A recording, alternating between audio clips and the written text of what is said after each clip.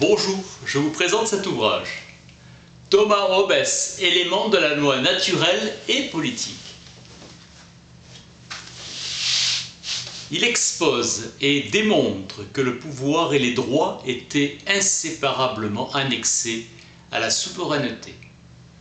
Ce texte le sauvera des attaques selon lesquelles il serait un partisan de l'engagement, c'est-à-dire du serment d'allégeance au maître du moment, donc un traître à la monarchie anglaise prise dans les tourments de la guerre civile dans les années 1640 et 1660. L'ouvrage de Hobbes est bien de circonstance, un livre pour des temps troublés, période de crise du pouvoir. Se développait une philosophie politique légitimant, dans le cas extrême, le droit de résistance contre le souverain devenu tyran, légitimité de la rébellion.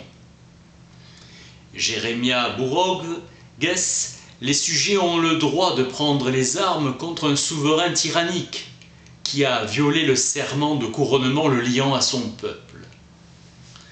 Element of Law et le De Cive de Hobbes sont une défense du pouvoir monarchique. Mais une philosophie ne se réduit jamais purement et simplement à l'illustration d'une option idéologique.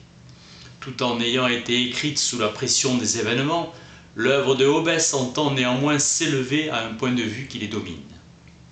Cette essence du pouvoir souverain tient également dans la nécessité de l'obéissance. L'obligation d'obéir est indépendante de toute approbation et du contenu des lois et des commandements, valable pour tout souverain, monarque ou assemblée. Le Léviathan ne dira pas autre chose. Ce sont les passions, c'est-à-dire les puissances motrices naturelles de l'esprit, qui fondent la différenciation de l'homme à même la nature par rapport au reste de l'ordre naturel. Passion de la curiosité et le rapport au temps qui la traverse. La supériorité de l'homme est qu'il institue des marques produisant une continuité entre les instants. Mais dans l'état de nature, aucun pacte, aucun contrat enveloppe une promesse. Ce qui va garantir la paix entre les hommes est cette crainte mutuelle. Hobbes utilise en 1640 le modèle du dessaisissement, les sujets renonçant à résister au souverain. Articulation nouvelle entre théorie du droit naturel, de la souveraineté et du contrat social. Dans le Léviathan, Hobbes écrira sans ambiguïté « La prospérité d'un peuple gouverné par une assemblée aristocratique ou démocratique ne tient pas au système, mais à l'obéissance et à la concorde des sujets. Si le peuple est florissant dans une monarchie, c'est parce que les gens lui obéissent. La nature de l'homme est la somme de ses facultés et de ses puissances naturelles. L'appétit est le commencement du mouvement animal. De même, l'obtention de cette chose est la fin de ce mouvement, la visée, le but et la cause finale de ce mouvement. La conception du futur n'est qu'une supposition qu'on fait à son sujet, qui provient du souvenir de ce qui s'est passé. Le repentir est la passion qui provient de l'opinion ou de la connaissance que l'on a que l'action que l'on a faite est en dehors de la voie qui mène à la fin que l'on aimerait obtenir. L'espoir est l'attente du bien à venir, comme la crainte est l'attente du mal. La confiance est une passion provenant de la croyance en celui de qui nous attendons du bien. L'appétit que les hommes appellent concupiscence est un plaisir sensuel, mais aussi une réjouissance de l'esprit, donner du plaisir et recevoir du plaisir. Dans la mesure où Dieu Tout-Puissant est incompréhensible, il s'ensuit qu'on ne peut avoir aucune conception ou image de la déité. Notre inaptitude à concevoir. Lorsqu'un homme transfère son droit à partir de la considération d'un bienfait réciproque, donation mutuelle qu'on appelle contrat. Dans tous les contrats, il y a confiance et la promesse s'appelle convention, acceptation de celui qui a le droit. La nature ne fait rien en vain. Thèse centrale de la philosophie aristotélicienne. Une loi de la nature est que tous les hommes doivent céder et s'efforcer de se rendre accommodants les uns aux autres. Le pardon est la paix octroyée à celui qui, ayant provoqué la guerre, demande la paix. La loi de nature commande le pardon lorsqu'il y a repentir et garantie pour le futur. Les signes de mépris et de haine provoquent la querelle et la bataille. C'est une loi de nature que tout homme reconnaisse l'autre comme son égal. Un arbitre ou juge est celui à qui les parties de quelque controverse font confiance pour la régler par la déclaration de son jugement à son sujet. Le juge ne doit pas être concerné par les controverses. Tout homme, par passion naturelle, appelle bien ce qui lui plaît dans le présent ou aussi loin qu'il peut prévoir. La loi divine, en tant qu'elle est morale, consiste aux préceptes qui tendent à la paix.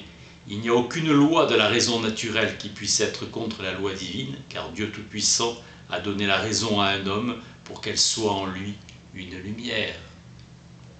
L'aide mutuelle est nécessaire à la défense, tout comme la crainte mutuelle est nécessaire à la paix.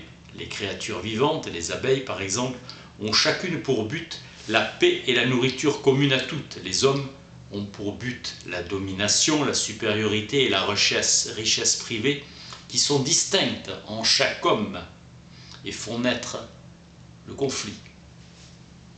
La parole fait défaut à ces créatures qui sont par conséquent incapables de s'inciter les unes aux autres à la dissension, ce qui ne fait pas défaut aux hommes.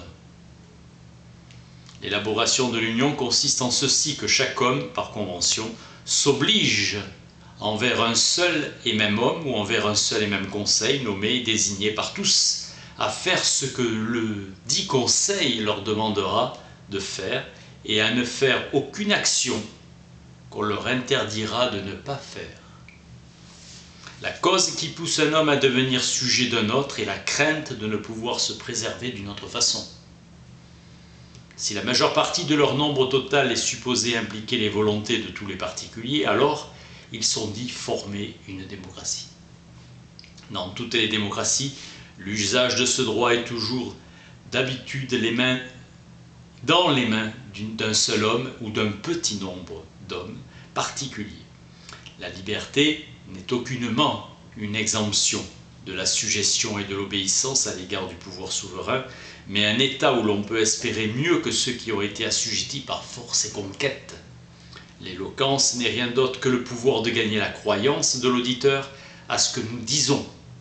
Il est nécessaire d'extirper des consciences des hommes toutes ces opinions qui paraissent justifier et fonder prétendument en droit les actions rebelles. La loi de la nature, qui est aussi la loi morale, est la loi de l'auteur de la nature, Dieu Tout-Puissant. Tu aimeras Dieu par-dessus tout et ton voisin comme toi-même. Matthieu. Dans l'état de nature, tout homme est son propre juge. Printemps 1610, fin 1614, Hobbes accompagne William Cavendish dans son grand tour à travers la France, l'Italie et l'Allemagne. Thomas Hobbes, élément de la loi naturelle et politique. Merci.